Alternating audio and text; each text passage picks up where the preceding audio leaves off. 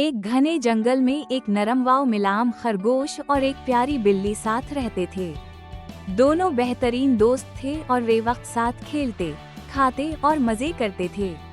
एक दिन कुछ शिकारी आए और चालाकी से बिल्ली को अगवा करके ले गए।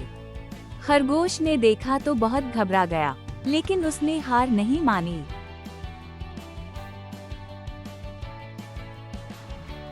वो छप छप कर शिकारियों का पीछा करने लगा और उनका ठिकाना ढूंढ लिया।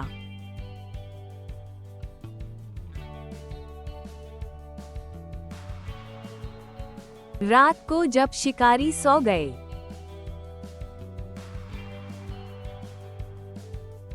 खरगोश ने पिंजरा कतर कर बिल्ली को आजाद कर दिया।